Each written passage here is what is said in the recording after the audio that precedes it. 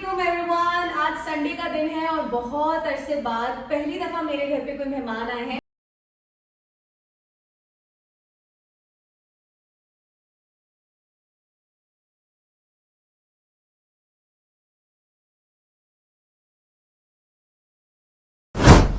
मैं आप लोगों को बताऊं, ये लोग मैं इनके घर जा चुकी हूँ और this was actually the first house. वो जो मैंने पहले लगाया था वो फर्स्ट वीलॉग में मैंने पहला घर दिखाया था जहाँ मैं गई थी। मगर डैलस में आने के बाद पहली बंदी जिसने मुझे फोन करके मेरे पूछा, हाल अहवाल पूछे, बच्चों के बारे में पूछा, फिक्र करी और हम उनके घर भी गए। और ऐसे लोग आपको हमेशा याद रहते हैं जिन्होंने आपकी केयर की हो, जिन्होंने आपका ख्याल रखा हो। परदेश में जो एक घर बन जाए, जो एक फैमिली बन जाए।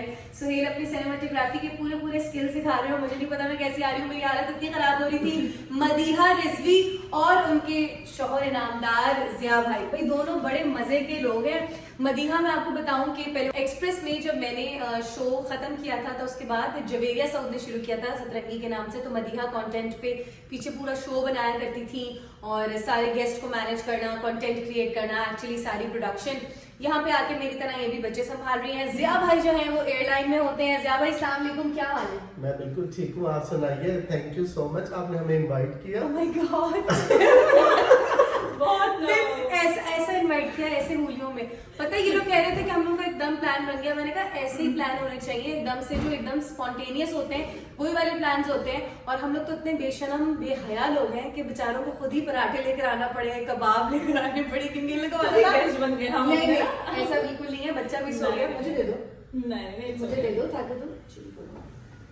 अच्छा बच्चे लोग के इतने अच्छे हैं, ये वाला तो इतना अच्छा है, खामोशी से बैठा रहता है, हमारे बच्चों की तरह नहीं है। अच्छा अभी हम लोग सोच रहे थे, बताऊं मैं अपना प्लान बता दूं क्या? मैं सोच रही थी मैं अभी एक सरप्राइज है आप लोगों के लिए जो आने वाले वक्तों में आप खुद देखेंगे। तो अभी इस चीज को सरप्राइज ही रहने दो ताकि लोगों के लिए क्यूरियोसिटी हो कि हम क्या करने वाले हैं। मेबी आप इस चीज को अपने दूसरे वाले भी इंशाल्लाह कमिंग अप हम दुआ बहुत बड़ा एक चीज आप लोगों के लिए सरप्राइज खोलने वाली है। और जाहिर है हम दोनों मीडिया से बिलोंग करते हैं, फैमिली से, तो काफी चीजें अब आपको नहीं मिलेंगी। और जाहिर है आप लोगों का प्यार और आपकी मोहब्बत जरूर हमें चाहिए और आपका फीडबैक के बगैर तो हम कुछ भी नहीं है। बात सुनो, तो पूरी होस्ट हो। यस तो खेल सकती हो आराम से आधा घंटा शो। बस काम का सर है, साल मीडिया में काम किया है तो आप लोगों को देख कर हमने आपसे बहुत कुछ सीखा है। अच्छा जिया भाई जो है बहुत मजे की पर्सनालिटी है, जैसे लग रहे हैं वैसे बिल्कुल भी नहीं है। इस वक्त वो शाय होके बैठे हैं। हाँ, कुछ समझ आ रहा है कि वो क्या कहें। नहीं जिया भाई इतने मजे के हैं, ऐसी बातें करते हैं। अभी 2 घंटे हो चुके हैं, नाश्ता आप लोगों ने साथ बनाया, मैंने और मदिया ने, और जिया भाई और सुहेल ने बैठ के पूरी गॉसिपिंग की। उसके बाद हम चारों ने मिलकर गॉसिपिंग की क्योंकि गॉसिप लाइफ में बहुत जरूरी है।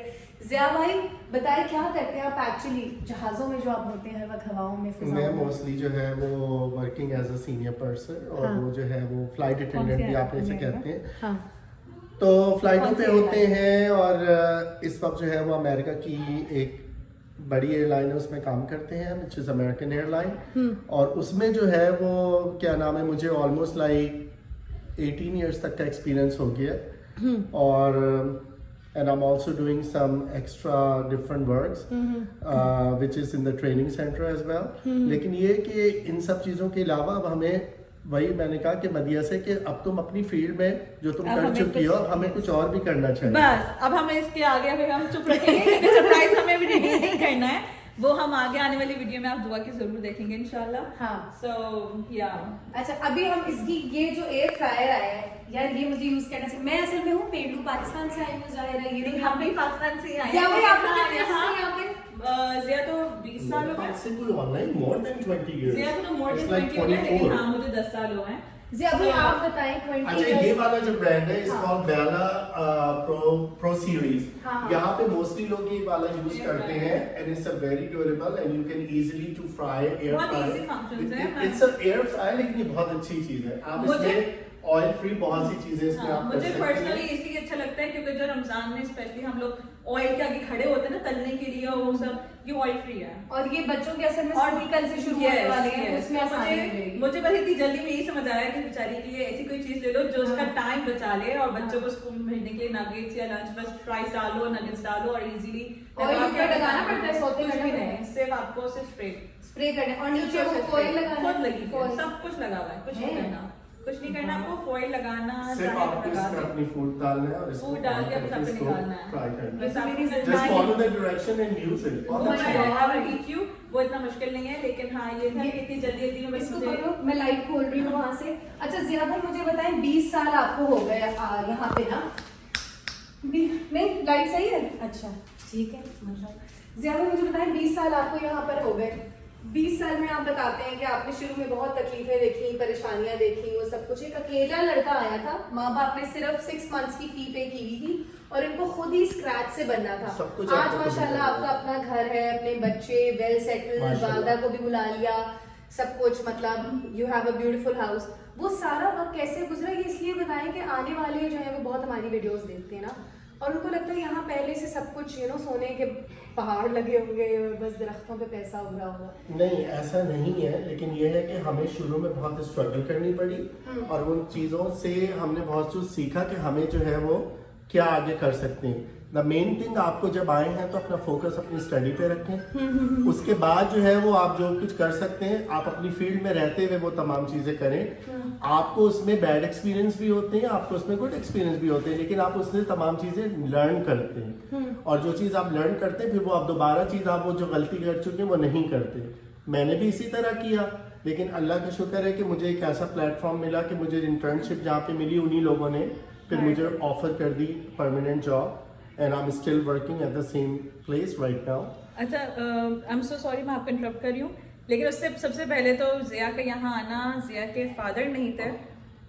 जो जिया ने मेहनत की है, जो सब कुछ किया है तरबियत में, वो उनकी माँ का हाथ है, क्योंकि अम्मी की मेहनत के बगैर जिया यहाँ नहीं आ सकते थे। क्योंकि जिया बहुत छोटे थे, ग्रेड 9 में थे जब उनके फादर की डेथ हुई है, और अम्मी ने ही जिया को हर तरीके से, जाहिर है ट्विन सिस्टर बहन भाई थे इनके जिया के, और वो इजी नहीं था उनके लिए पालना उनको, और उससे ही फिर ये इन्होंने मेहनत करके यहाँ आके फिर जिया ने अपनी लाइफ स्टार्ट किया। मेरी अम्मी का जो है वो इसमें बड़ा हाथ, सिंगल मदर, हाँ, क्योंकि देखो अगर वो हमें मोटिवेट ना करती वरना आगे चल के हमें ये था और ट्रस्ट भी ना करती, क्योंकि ये एक पर्दे, मुझे तो ये तक नहीं पता था कि मैं अगर यहाँ पे आऊंगा तो मैं कहाँ पे जाऊंगा, मुझे ये नहीं पता था कि मैं किस डायरेक्शन में जाऊंगा। आपसे सब कुछ निकलते थे, मैं घर से बाहर। और दूसरी बात ये कि मैं सबको ये सब कहता हूँ कि देखो जो भी कुछ है अपने आप को मत भूलो कि आप कौन हो, क्योंकि आप वेयर यू कम फ्रॉम। क्योंकि दूसरी बात ये कि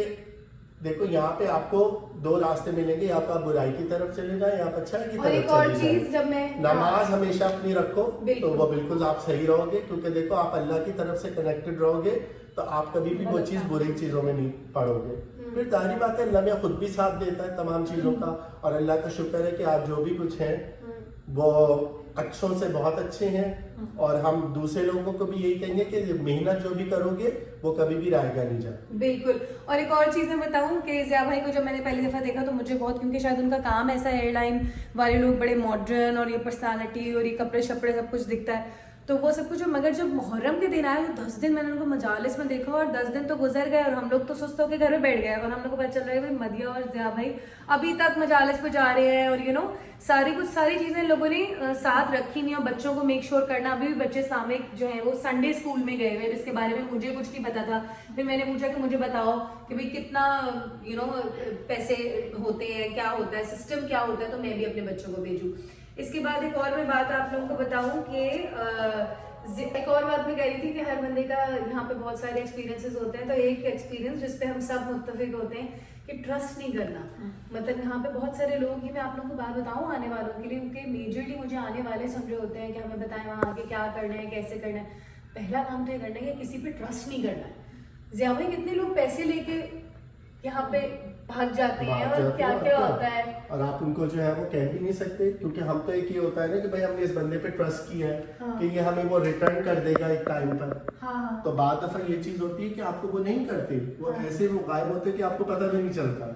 लेकिन ये कि हर कोई ऐसा नहीं होता, हर कोई खराब नहीं है, लेकिन 10 में से आपको 1 या 2 कुछ इस तरह से होंगे। लेकिन ट्रस्ट का मतलब ये नहीं है कि आप किसी पे भी ट्रस्ट ना करें। या अच्छी फैमिलीज भी हैं, अच्छे लोग भी हैं, आपको अच्छी गाइड भी करेंगे, सब कुछ करेंगे। हाँ, मैं एक चीज कहती हूँ कि कभी भी ट्रस्ट करें फौरन ना करें, थोड़ा टाइम, 1-2 दफा मिल लो, फिर आपको उसकी पता चल जाता है कि उसका बैकग्राउंड कैसा है, उसकी बात, उसकी सोच कैसी है, उसके बाद वो ट्रस्टवर्दी है या नहीं है।